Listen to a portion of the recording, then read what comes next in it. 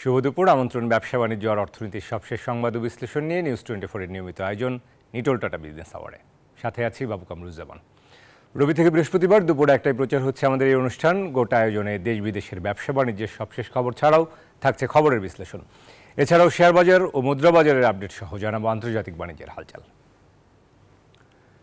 কোরবানি ঈদের আগেই তৈরি পোশাক খাতের শ্রমিকদের মে মাসের পূর্ণাঙ্গ বেতন ও উৎসব ভাতা পরিশোধ করা হবে বলে জানিয়েছেন শ্রম ও কর্মসংস্থান প্রতিমন্ত্রী নজরুল ইসলাম চৌধুরী।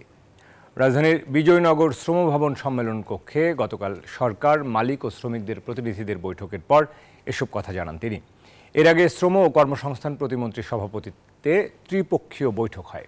এ সময় তৈরি পোশাক খাতের শ্রমিকদের নানা সুবিধা অসুবিধা তুলে ধরেন মালিক ও শ্রমিক প্রতিনিধিরা। পরে শ্রম ও কর্মসংস্থান প্রতিমন্ত্রী জানান, ঈদের ছুটির আগে মহাসড়কের যানজট এড়াতে এবার তৈরি পোশাক কারখানাগুলো সমন্বিতভাবে ছুটি দেওয়া হবে।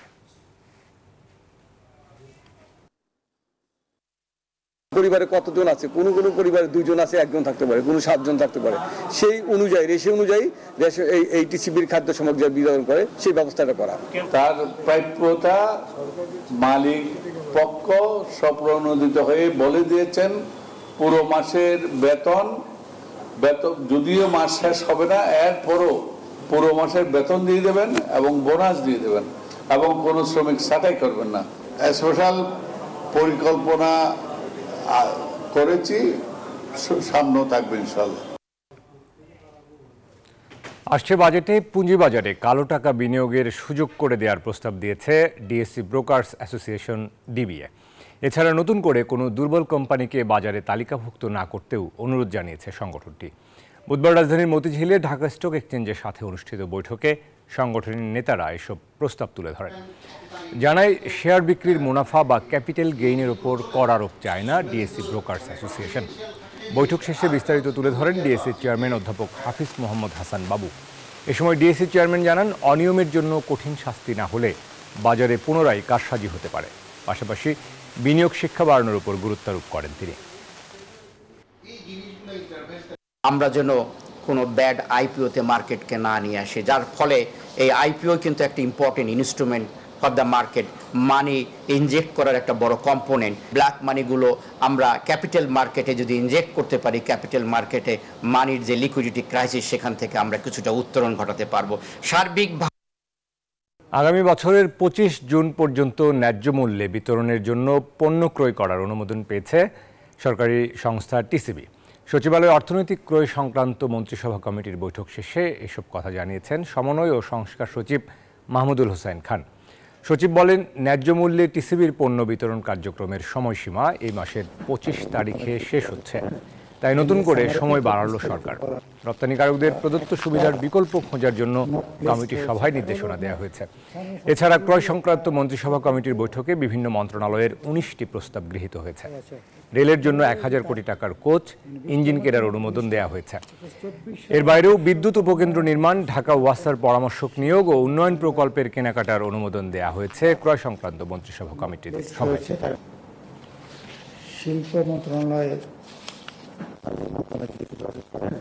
এখানে যে সামারিতে এত বিস্তারিত করা একটা নোট প্লেসড হয়েছে, তাই হলো আপনার স্থানীয় এলজিডি একটা প্রকল্প অতিরিক্ত 2024 থেকে 2027 মেয়াদের শেষ বছরে 110 বিলিয়ন মার্কিন ডলার রপ্তানি আয়ের লক্ষ্যমাত্রা নির্ধারণ করা হয়েছে।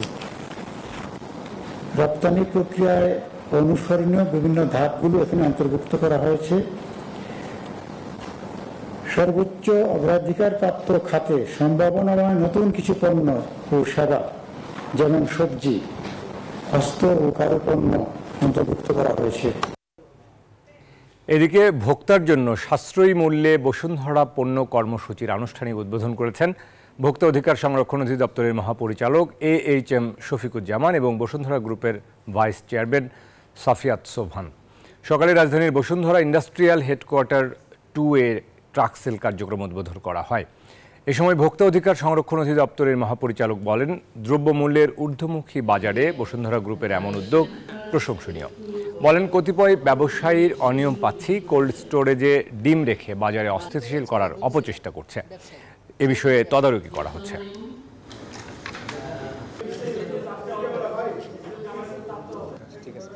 বিসমিল্লাহির রহমানির রহিম।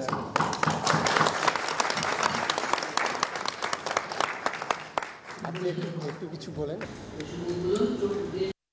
বসুন্ধরা গ্রুপ তারা গত রমজানের সময় 21টি জেলায় তারা এই কার্যক্রম চালিয়েছিল এবং আমি তাদের কর্তৃপক্ষের সাথে আলাপ করেছি। আমি বলেছিলাম যে এটি আর একটু বাড়ানোর জন্য, এবং আজকে আমি খুবই আনন্দিত যে বসুন্ধরা গ্রুপ আজকে 64টা জেলায় একযোগে 100টি পয়েন্টে আপনার ট্রাক সেলের মাধ্যমে, যেহেতু সামনে কোরবানি, তার আগে তারা প্রায় 101টি পণ্য বিশেষ ছাড় মূল্যে আপনার এটি মানুষের কাছে পৌঁছে দিচ্ছে।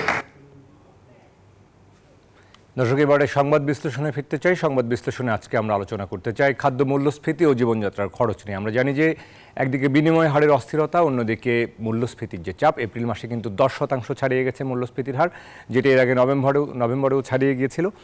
সার্বিক মূল্যস্ফীতিও কিন্তু গড় মূল্যস্ফীতিও 10%-এর কাছাকাছি। সব মিলিয়ে আসলে এই যে মূল্যস্ফীতি চাপ এবং সেটি জীবনযাত্রার উপর কী প্রভাব ফেলছে তা নিয়ে কথা বলতে আজকে আমাদের সঙ্গে দুজন অতিথি যুক্ত হবেন। আমাদের সঙ্গে এরই মধ্যেই যুক্ত হয়েছেন ইমরান হাসান, মহাসচিব বাংলাদেশ রেস্তোরাঁ মালিক সমিতি। রেস্তোরাঁ শিল্পের উপর কী ধরনের প্রভাব পড়ছে নিশ্চয়ই তার কাছে শুনবো। এর বাইরেও আমাদের সঙ্গে কিছুক্ষণের মধ্যে যুক্ত হবেন কনজিউমার অ্যাসোসিয়েশন অফ বাংলাদেশ ক্যাবের সাধারণ সম্পাদক অ্যাডভোকেট হুমায়ুন কবির ভূঁইয়া। আমরা এই দুজনকেই পাবো। তার আগে ইমরান হাসান আমাদের সঙ্গে এরই মধ্যে যুক্ত হয়েছেন, তাকে স্বাগত জানাতে চাই। নিটল টাটা বিজনেস আওয়ারে স্বাগত জানাচ্ছি ইমরান হাসান আপনাকে। আমরা আসলে শুরুতেই যে বিষয়টি নিয়ে আলোচনা করতে চাই যে এই যে মূল্যস্ফীতি, আমরা দেখেছি যে পরিসংখ্যান ব্যুরো কিন্তু কয়েকদিন আগে যে মূল্যস্ফীতি রিপোর্ট দিলেন সেখানে দেখলাম 10% আবারও খাদ্য মূল্যস্ফীতি ছাড়িয়ে গেছে। যদিও সার্বিক মূল্যস্ফীতি সেটিও 9%-এর উপরে এবং আগের মাসের তুলনায় সামান্য কমেছে, সেটি আসলে ঠিক কম বলা যায় না। এরকম একটি পরিস্থিতিতে আমরা দেখছি যে ডিমের কারসাজির খবর আসছে, ডিম স্টক করে রেখেছেন সেই খবরও আমরা পেয়েছি। আপনিও নিশ্চয়ই সংবাদ দেখার সুযোগ হয়েছে হয়তো। সার্বিকভাবে আসলে আমরা এই মূল্যস্ফীতি নিয়ে আসলে জানতে চাই যে খাদ্য মূল্যস্ফীতির প্রভাব আসলে আপনার শিল্প নিয়ে যদি বলা হয় সেখানে আসলে কী ধরনের প্রভাব পড়ছে?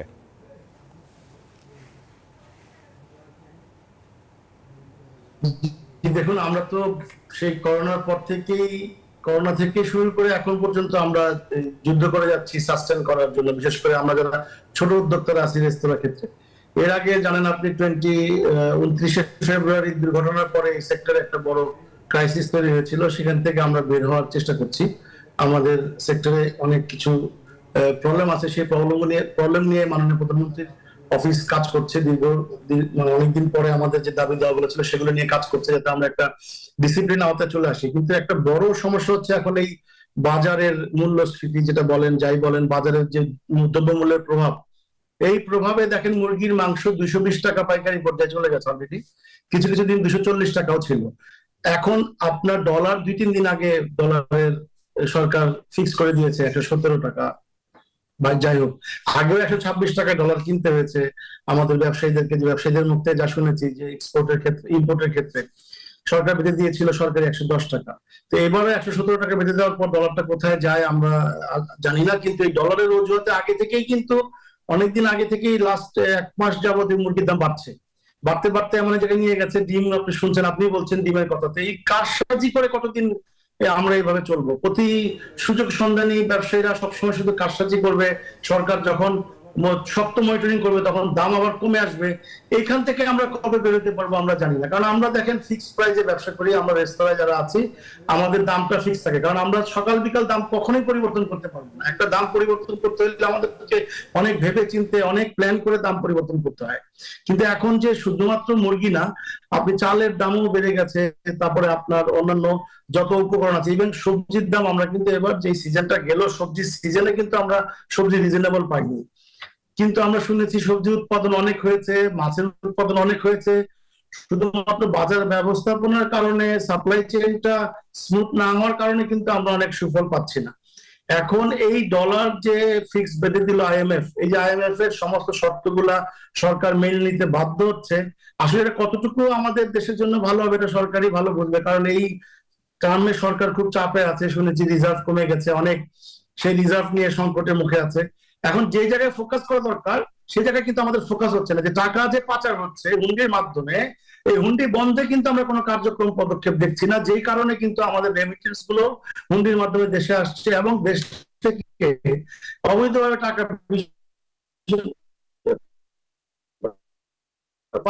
পাচার হয়ে যাচ্ছে।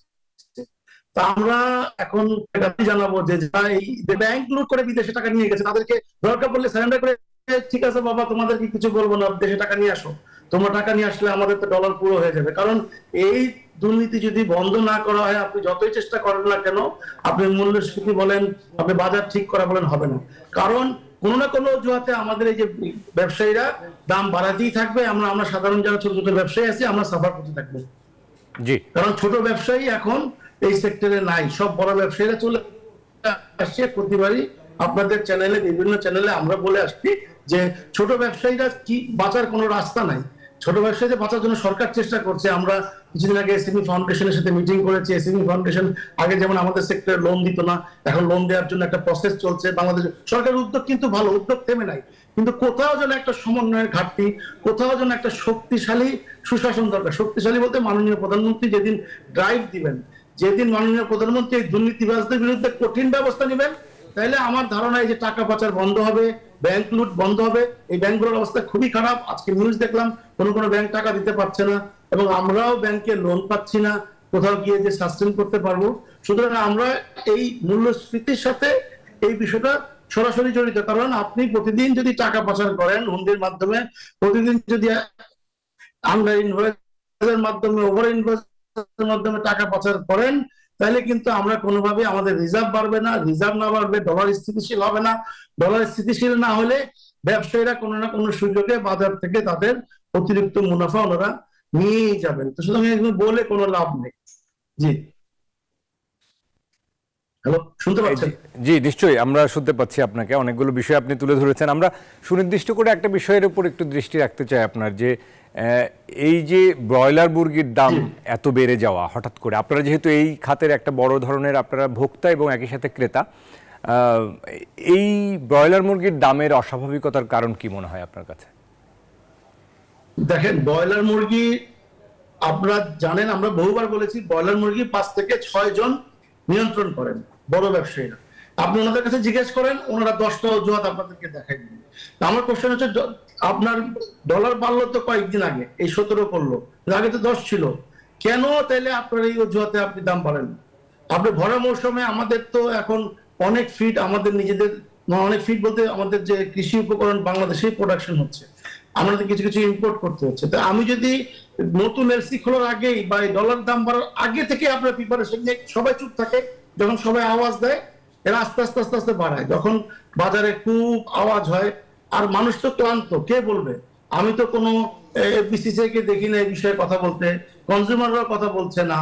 আর আমরা যারা ভুক্তভোগী, যখন আমাদের কাছে মিডিয়া আসে তখন আমরা কথা বলি, মিডিয়াও লিখছে না ওইভাবে। এই যে ব্রয়লার মুরগির দাম যে 220 থেকে 240 টাকা চলে গেল, কেন গেল বলেন? কত পার্সেন্ট মূল্যস্ফীতি হয়েছে? 140-50 টাকা, 160 টাকা স্থিতিশীল ছিল, সর্বোচ্চ নিলে 170-180 টাকা রাখা যায়। সেই ব্রয়লার বাচ্চার দাম বাড়ায় দিচ্ছে, ফিডের দাম বাড়ায় দিচ্ছে, আবার ডিমের দাম বাড়ায় দিচ্ছে, আবার সরকার যখন প্রেশার করতেছে আবার দেখবেন দাম কমে আসতেছে। এইভাবে লুকোচুরি চোর পুলিশ খেলার তো কোনো মানে হয় না। তো এইখানে অলওয়েজ আমি মনে করি বাণিজ্য মন্ত্রী মহোদয়, যে প্রতিমন্ত্রী মহোদয় আছেন, উনি অনেক অ্যাক্টিভ কাজ করছেন। আমার মনে হয় এখানে একজন এই ব্রয়লারের 5টা আইটেম ফিক্স করে 5টা আইটেমের জন্য 5 জন শক্ত কোনো প্রশাসক বসায় দেওয়া উচিত, যে ওনাদের কনসার্ন ছাড়া এইভাবে হুটহাট করে দাম বাড়ানো যাবে না কোনো কারণ ছাড়া, এবং তাদেরকে কঠোর নজরদারির আওতায় নিয়ে আসা উচিত, যারা বাজার যেন ম্যানিপুলেট করতে না পারে। আপনি জানেন কালকে থেকে ভোক্তা অধিকার আবার বাজারে নামুক, আপনি আলুর দামও বেশি, ভরা মৌসুমে আলুগুলো স্টক করে আলু আপনার 50-55 টাকা 60 টাকা আলু নিয়ে যাচ্ছে, 42 টাকা আপনি পাইকারি ভাবে আলু বিক্রি হচ্ছে। কোনোভাবে এটা কাম্য নয় আলুর দামটা এইভাবে। তো এখন ধরেন আমরা 50 টাকায় যদি এখন কিনতে হয়, তাহলে আগামী 2-3 মাস পরে যখন আলু ওঠা সবার বন্ধ হয়ে যাবে, তখন আমরা কত দামে কিনবো? এই আলু তো মনে হয় 100 টাকা খেতে হবে, কারণ আলুগুলো আবার ওই কিছু কিছু আড়তদাররা স্টক করে ফেলছে। আড়তদার বলতে যারা ধরেন অঢেল টাকা আছে, কালো টাকা তারা বিনিয়োগ করে ফেলছে। কৃষক কিন্তু তার আলু নিজে রাখতে পারে নাই, খুব কম কৃষক তার নিজের আলুটা রাখতে পারছে। কারণ আমার কাছে পুঁজি আছে, আমি এই পুঁজি নিয়ে আলু কিনে রেখে দিলাম, আমি সুযোগ বুঝে একসাথে মিলে মিশে বাজার থেকে আমরা আলু কালেক্ট করে, মানে বাজার থেকে আমরা টাকা লুট করে নিব। এটা তো ব্যবসার কোনো ধরন হতে পারে না। যে ব্যবসায়ী তাকে সেই ব্যবসা করতে দেওয়া উচিত। আমরা মনে করি যে সরকারের নীতিমালা করা উচিত, কে কোন ব্যবসা করতে পারবে, কে কোন ব্যবসা করতে পারবে না। আপনি যা দেখেন এই আলু স্টকেও বড় কোনো ব্যবসায়ী জড়িত আছে, কারো না কারো বিনিয়োগ আছে, এখানে কারো টাকার বিনিয়োগ আছে, যারা যারা কারো টাকা আর্ন করে তারা এখানে বিনিয়োগ করে রাখছে। আপনি এভাবে শক্তিশালী ভাবে তাদের বিরুদ্ধে অবস্থান নেন, তাহলে দেখবেন বাজার নর্মাল হয়ে গেছে। আপনি এই 5 জন 6 জন ব্রয়লার ব্যবসায়ীকে কঠোর মনিটরিং আওতায় নিয়ে আসেন। কয়েকদিন আগে একটা চুক্তি হয়েছিল গরুর মাংসের ব্যাপারে, ব্রাজিল থেকে গরুর মাংস আসবে। ব্রাজিলের সাথে সাথে আর্জেন্টিনায় মূল্যস্ফীতিটা খুব বাজে অবস্থায় আছে, ওখান থেকেও কিন্তু আপনি আর্জেন্টিনার গরু আনতে পারবেন। আপনি ল্যাটিন আমেরিকা থেকে অনেক গরু আপনারা চাইলে আনতে পারবেন। এখন আপনি এই পশু মন্ত্রণালয় মানে বাংলাদেশের যে মন্ত্রণালয় আছে তাদের সাথে আমাদের বাণিজ্য মন্ত্রণালয়ের সমন্বয়টা নাই, পশু সম্পদ মন্ত্রণালয়ের সাথে। এই সমন্বয় হলে কিন্তু গরুর মাংসটা আমরা 500-600 টাকা খেতে পারি। এখন গরুর মাংস 850-900 টাকা, 800 টাকা, কোথাও কোথাও হাড্ডি বেশি দিয়ে চর্বি বেশি দিয়ে 750-700 টাকা। এইভাবে তো আসলে হতে পারে না। এখন গরুর খামারিরা দেখবেন সব বড় বড় ব্যবসায়ীরা গরুর খামারিতে অনেকবার বলে আসছি, তারা ওই গরুর একটা বড় চাকচিক্য, কারণ আমাদের দেশে একটা ধনিক সমাজ হয়ে গেছে, তারা কোরবানির নামে একটা শো অফ যে কে কত দামের গরু আমরা জবাই করতে পারবো, ওই তাদের হাতে গরু চলে যাওয়াতে তারা আস্তে আস্তে আস্তে আস্তে গরুর ফার্মটা এমন ভাবে বিকশিত করছে, সেখানে আবার একটা ট্যাক্সেশনের সুযোগ পাওয়া যায়, ট্যাক্স দেওয়া লাগে না আমাদের কৃষিতে, এগ্রোতে, সেই সুযোগগুলো বড় বড় ব্যবসায়ীগুলো দিচ্ছে। তাহলে এখানে ব্যালেন্স করার উপায় কি? ব্যালেন্স করার উপায় হচ্ছে চুক্তি হয়েছে, এখন কিছু কিছু গরু তাজা গরুই আসতো আমাদের দেশে। আমাদের ল্যান্ড সীমিত, আমাদের অনেক গরুর পরিচর্যায় খরচ বেশি হয়, তাহলে এটা আমরা কম করি, আমরা নিয়ে আসি যাদের কাছ থেকে প্রোডাকশন বেশি হয়, যাদের ল্যান্ড বেশি, তাহলে আমরা অন্য জায়গায় ব্যালেন্স করি। আপনি আজকে সরকার আমদানি করার সুযোগ দেখ যে ডিম এবং মুরগি আমদানি করা হবে, আপনি কালকে দেখবেন বাজারের দাম কমে। তার মানে কি? তাহলে পার্শ্ববর্তী দেশ যদি আমাকে 120 টাকায় 150 টাকায় যদি আমাকে মুরগির মাংস দিতে পারে, 300 টাকা যদি গরুর মাংস দিতে পারে, আমাকে যদি ডিম যদি আপনার 24 টাকা 25 টাকা হালে দিতে পারে, আমি কেন তো দামে বেশি করবো? তাহলে আমরা ইম্পোর্ট করাই উচিত। দেশি খামারে বাচ্চার লাভ কি? তাহলে আমাদের যে রেমিটেন্সের উপর আমরা ডিপেন্ডেন্ট, সেই টাকা তো আসলে চলে যাচ্ছে কিছু লোকের পকেটে। আমরা কিনে যদি খেতেই হয়, তাহলে কম দামে কিনে ফেললে তো আমাদের কিছু জান বাঁচে, গরিব মানুষগুলো বাঁচে, আমরা ছোট ছোট উদ্যোক্তারা বাঁচি। আমরা তো বাঁচার কোনো রাস্তা নাই, কারণ আপনি যদি দাম বাড়ান আপনি তো গ্রাহক পাবেন না।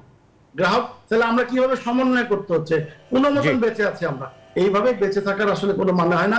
আমরা মনে করি ম্যাসিভ চেঞ্জ দরকার এখানে। মাননীয় প্রধানমন্ত্রী যদি এখানে শক্তিশালী ভাবে উদ্যোগ নেয়, ওনার উদ্যোগই যথেষ্ট।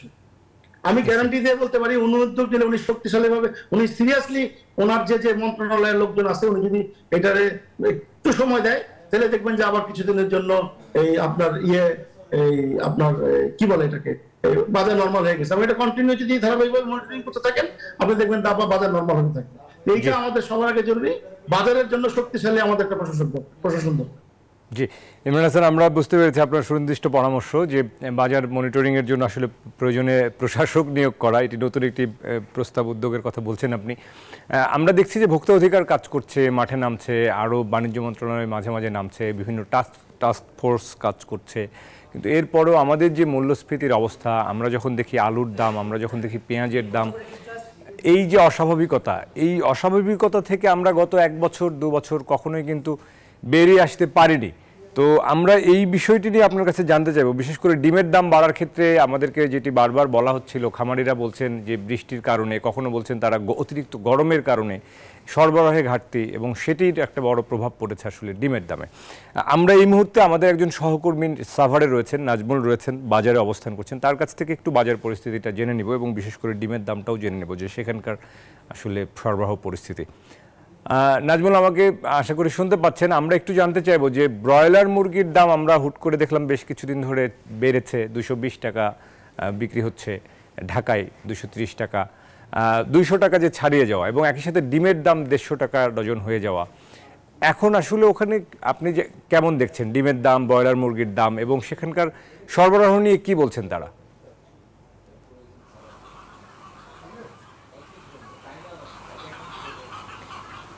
ধন্যবাদ বাবু কামরুজ্জামান আপনাকে। আপনি যেমনটি বলছেন, এবং সারা দেশেই কিন্তু ডিম, মুরগি এবং ব্রয়লার একযোগে কিন্তু আসলে দাম বেড়েছে। আমরা যেটা দেখেছি যে এই যে আমিষ জাতীয় যে খাবার, সব ধরনের আমিষ জাতীয় খাবারের দামই কিন্তু বেড়েছে, এবং পাশাপাশি যে এই যে দামটা কিন্তু কম ছিল, গত 2 সপ্তাহ ধরে কিন্তু হুড়হুড় করে ডিমের দাম বেড়েছে, এবং প্রত্যেকটা ডিমের দাম এখন যে অবস্থা দেখা যাচ্ছে যে দাম বেড়েছে, এবং লাল ডিম এবং সাদা ডিম প্রতিদিনই কিন্তু আমরা দেখেছি যে 40-50 পয়সা করে পার পিসে কিন্তু আসলে ডিম বেড়েছে, এবং আমরা দেখেছি আজকে প্রায় 12.5 টাকা টাকা করে ডিম বিক্রি করা হচ্ছে এবং কোনো কোনো জায়গায় 13 টাকা পিস লালও বিক্রি করা হচ্ছে এবং মুরগির যে সোনালী মুরগি আমরা দেখেছি যে 380 টাকা বিক্রি করা হচ্ছে এবং 370, 380 এবং আরেকটু বড় জাতের অর্থাৎ আকার ভেদে কিন্তু আসলে দাম 400 টাকা করে বিক্রি করা হচ্ছে। এবং আমরা যদি একটু কথা বলি যে আপনার সাথে একটু কথা বলতে চাই যে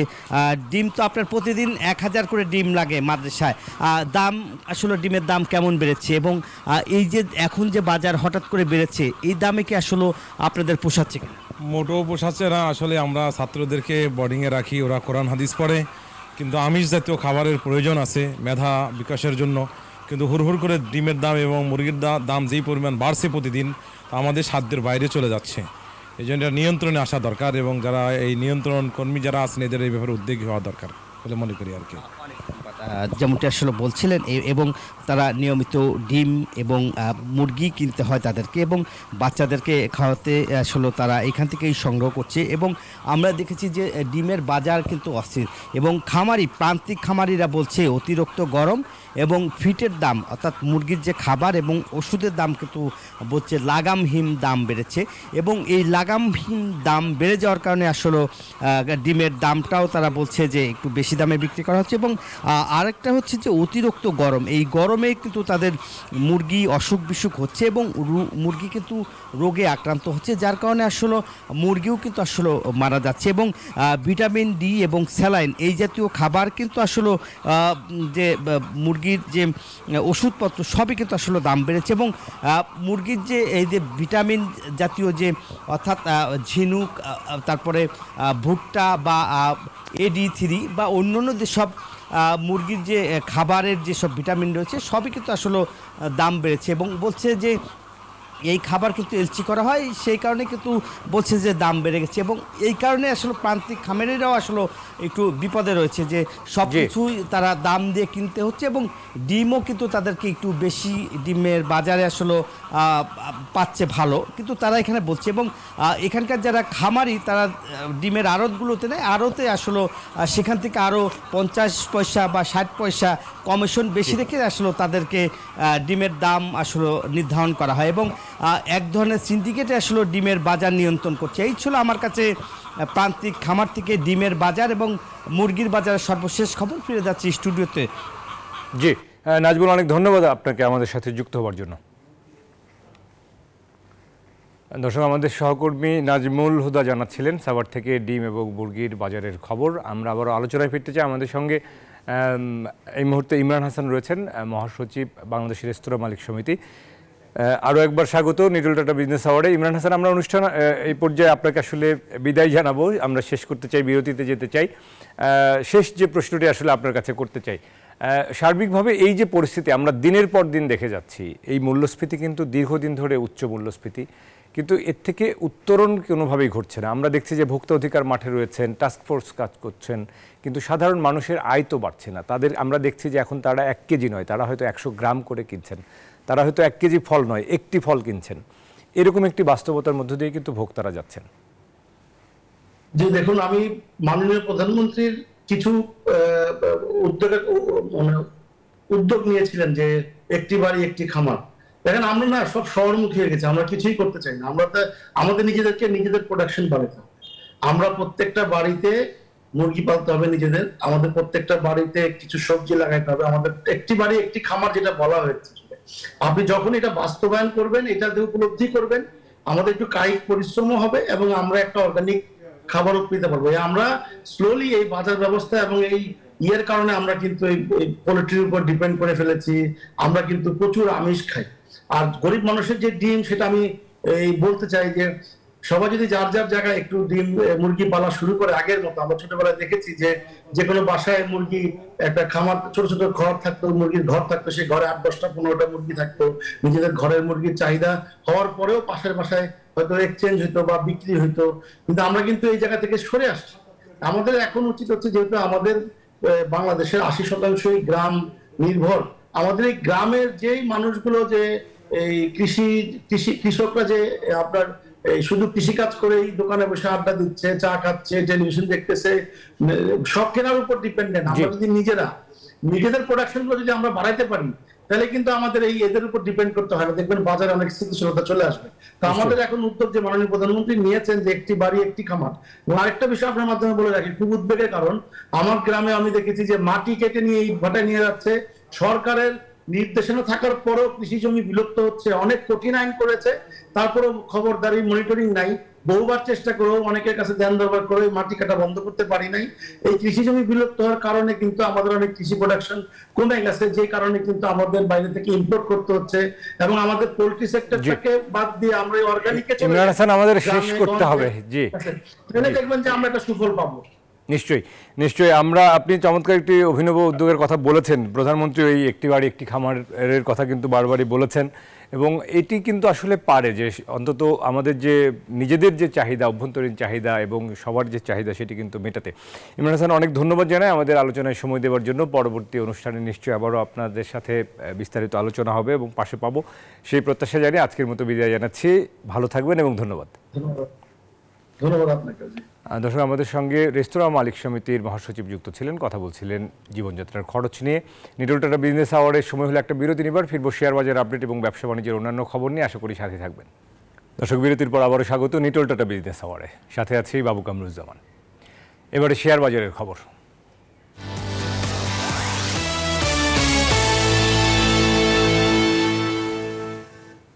সপ্তাহের শেষ কর্মদিবসে সবগুলো সূচকের নেতিবাচক ধারায় কিন্তু আজকে পুঁজিবাজারে লেনদেন চলছে এবং সবগুলো সূচকের পতন হয়েছে। আমরা দেখেছিলাম একদিন আগেও কিন্তু বেশ বড় ধরনের পতন হয়েছিল, 81 পয়েন্ট কমেছিল ডিএসসির প্রধান সূচক। আমরা এই মুহূর্তে সবশেষ পরিস্থিতি দেখে নিব ঢাকা স্টক এক্সচেঞ্জের ওয়েবসাইট থেকে। আমরা যদি দেখি যে আজকে কিন্তু ডিএসসির প্রধান সূচক, আজকেও যেটি বলছিলাম যে সবগুলো সূচক নিম্নমুখী রয়েছে এবং ডিএসসির প্রধান সূচক ডিএসসিএক্স এখন পর্যন্ত বেলা 1:30 নাগাদ আমরা যে লেনদেন পরিস্থিতি দেখতে পাচ্ছি সেখানে 13 পয়েন্ট কমেছে, 13 পয়েন্ট কমে 5513 পয়েন্ট অবস্থান করছে এবং সরিয়া সূচক যেটি রয়েছে সেটিও 2 পয়েন্ট কমেছে এবং বাছাই করা কোম্পানি নিয়ে গঠিত সূচক সেটিও কিন্তু DS30ও আজকে নিম্নমুখী রয়েছে। এখন পর্যন্ত যে লেনদেনের গতি আমরা দেখতে পাচ্ছি, লেনদেন কিন্তু অনেকটাই কমে এসছে। আমরা দেখেছিলাম যে 700-800 কোটি টাকা লেনদেন যেখানে হচ্ছিল, আজকে কিন্তু মাত্র 483 কোটি টাকা বা 484 কোটি টাকার মতো লেনদেন এখন পর্যন্ত হয়েছে এবং হাতবদল হওয়া শেয়ার মিউচুয়াল ফান্ড ইউনিটের মধ্যে 112টির দাম এখন পর্যন্ত বেড়েছে, 221টির দর কমেছে, অপরিবর্তিত রয়েছে 58টি শেয়ার ও মিউচুয়াল ফান্ড ইউনিটের দর। তো মোটা দাগে পুঁজিবাজারে আজকে নিম্নমুখী ধারা এবং আমরা দেখতে পাচ্ছি যে প্রায়শই এক বড় ধরনের পতন হচ্ছে, বিনিয়োগকারীদের মধ্যে এক ধরনের অনাস্থা দেখা যাচ্ছে, ক্রেতা শূন্য হয়ে পড়ছে কখনো কখনো বাজার। তো এই ছিল আজকের পুঁজিবাজার পরিস্থিতি। এবার আমরা মুদ্রাবাজার পরিস্থিতি আপনাদেরকে জানাবো। তার আগে দর্শক, আমরা মুদ্রাবাজার এবং স্বর্ণবাজার পরিস্থিতি আপনাদেরকে জানাতে চাই। এবারে প্রধান মুদ্রা যদি আমরা লক্ষ্য করি, মার্কিন ডলার কিন্তু বাংলাদেশ ব্যাংক নতুন করে আনুষ্ঠানিক দর ঘোষণার পর কিছুটা আমরা দেখতে যে ব্যাংকগুলোতেও বেড়েছে। 116 টাকা 50 পয়সা ক্রয় মূল্য, যেটি 115 টাকা ছিল, বিক্রি মূল্য 117 টাকা 50 পয়সা। ইউরো 125 টাকা ক্রয় মূল্য, 131 টাকা বিক্রি মূল্য। পাউন্ড 143 টাকা কেনা হচ্ছে, 147 টাকায় বিক্রি করা হচ্ছে। চীনা ইউয়ান 13 টাকায় কেনা হচ্ছে, 17 টাকায় বিক্রি হচ্ছে। সৌদি রিয়াল রয়েছে 26 টাকায় কেনা হচ্ছে, 31 টাকায় বিক্রি হচ্ছে। ভারতীয় রুপি 1 টাকা 32 পয়সায় কেনা হচ্ছে, 1 টাকা 45 পয়সা বিক্রি হচ্ছে। এই ছিল মুদ্রাবাজার পরিস্থিতি, প্রধান মুদ্রার বিনিময় মূল্য। এরপর স্বর্ণের দাম, 22 ক্যারেটের সব থেকে ভালো মানের যে স্বর্ণ সেটি আমরা দেখতে যে আবারও কিন্তু কিছুটা বেড়ে সবশেষ যে দর দাঁড়িয়েছে 1,17,000 টাকা প্রতি ভরি। আর 21 ক্যারেটের স্বর্ণের দাম পড়বে 1,11,916 টাকা প্রতি ভরি। 18 ক্যারেটের স্বর্ণের দাম পড়বে 95,960 টাকা ভরি। সনাতন যে স্বর্ণ রয়েছে সেটিও এখন 79,000 টাকা প্রতি ভরি। পাশে গ্রাম প্রতি দর দেখানো আছে, 1 ভরি সমান 11.664 গ্রাম হিসেবে এই দর দেখানো আছে। স্বর্ণের পর আমরা রূপার দাম আপনাদেরকে জানাতে চাই। 22 ক্যারেটের সব থেকে ভালো মানের যে রূপা সেটি প্রতি ভরি 2,098 টাকা এবং 21 ক্যারেটের রূপা 2,005 টাকা প্রতি ভরি। 18 ক্যারেটের রূপা 1,714 টাকা এবং সনাতন যে রূপা রয়েছে সেটির দাম প্রতি ভরি 1,282 টাকা। দর্শক, এই ছিল আমাদের কাছে স্বর্ণ, মুদ্রা এবং রূপার বাজারের আপডেট, সবশেষ দরদাম। এবারে আমরা যেতে চাই আজকে যে একনেক সভা ছিল, একনেক সভা পরবর্তী যে পরিকল্পনা মন্ত্রী ব্রিফিং করছেন সেই ব্রিফিংয়ে আমরা একটু যুক্ত হতে চাই, সরাসরি আমরা শুনতে চাই। আজকে কিন্তু এডিপি চূড়ান্তকরণ রয়েছে, মেজর জেনারেল আব্দুল সালাম পরিকল্পনা মন্ত্রী সেখানে ব্রিফিং করছেন। আমরা সরাসরি চলে যাচ্ছি সেখানে। জেলা ভিত্তিক করে, জেলা একটা হোলসাম ইউনিট, বড় ইউনিট, প্রশাসনিক ইউনিট, উন্নয়ন সব কিছু, জেলার শক্তিশালী একটা আমাদের স্তর, প্রশাসনিক স্তর। তো জেলা ভিত্তিক আমরা যদি করি তো সেইটা NEC সেটা অনুমোদন দিয়েছে এবং আমরা এইসব চিন্তা ভাবনা করছি যে আগামীতে আমরা জেলা ভিত্তিক কীভাবে এইগুলো আয়োজন করব। জেলা ভিত্তিক করতে গেলে জেলা কিন্তু উপজেলা নিয়েই গঠিত, কিন্তু ডিফারেন্সটা হলো, প্রভেদটা হলো যে একটা জেলায় 12টা উপজেলা আছে, একটা জেলায় 4টা আছে। 12টা উপজেলার যে সমস্যাগুলো 4 উপজেলার সাথে সেগুলো মিলবে না। তো সেইগুলোকে আমরা উপজেলাকেই জেলার ফ্রেমে ভরে আমরা সেগুলো নিয়ে আলোচনা করার চেষ্টা করব এবং প্রত্যেক জেলাতেই উপজেলাতে একজন সংসদ সদস্য আছেন, 2টা উপজেলা একজন আছেন। আমি একটা উপজেলাতে আমি সংসদ সদস্য, আমার 2টা, ওনার 2টা, কিন্তু তো এটা আমি বেঁচে গেছি। 2টা আমি একটাই সামাল দিতে পারি না, 2টা খুবই কঠিন, কারণ 2টা প্রশাসনিক ইউনিট আলাদা আলাদা। তো এই উপজেলাগুলিকে আমরা MP সাহেবদেরকে নিয়ে বসে একটা অংশগ্রহণমূলক ভাবে যাতে এই পরিকল্পনা করা যায় এবং সেগুলো বাস্তবায়ন করা হয়, যাতে করে আমরা কয়েকটা বিষয় নিশ্চিত করতে পারি। প্রথমত আমরা সার্বিকভাবে একটা পরিকল্পনা করতে পারি। সেই পরিকল্পনা 1 বছর হইতে 5 বছর হইতে পারে, যত টাকাই হোক আস্তে আস্তে হবে, কিন্তু একটা মাস্টার প্ল্যান যেটা বলি সেটা ভিত্তিক সেটা হবে, সেরকম একটা চিন্তা ভাবনা আমরা করছি।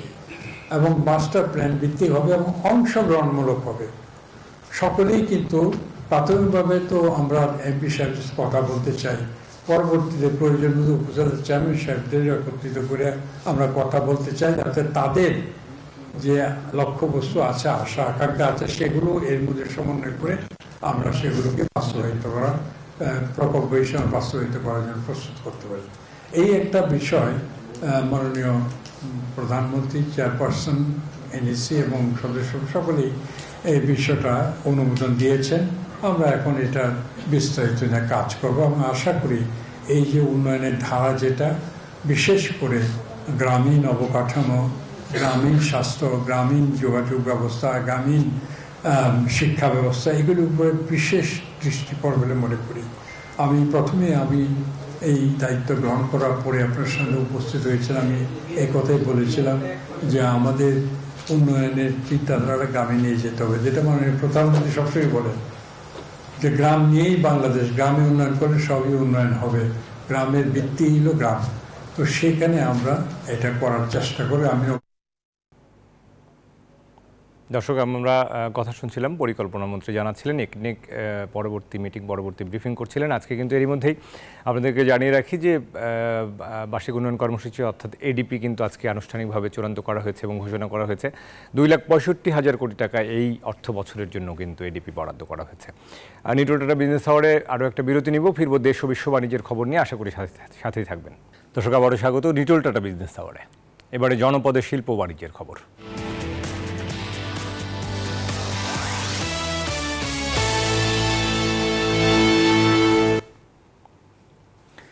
তাপপ্রবাহে দেশের দক্ষিণ পশ্চিমের 4 জেলায় কৃষি, মৎস্য, প্রাণী সম্পদ ও ব্যবসা খাতে 1,000 কোটি টাকা লোকসান হতে যাচ্ছে। বেসরকারি একটি সংস্থার সমীক্ষায় উঠে এসেছে এমন তথ্য। বলা হয়েছে কৃষি খাতেই ক্ষতি হচ্ছে 363 কোটি টাকা। প্রভাব পড়ছে জীবন জীবিকায়। প্রতিদিনের আর্থিক ক্ষতি ধরা হয়েছে 61 কোটি টাকা।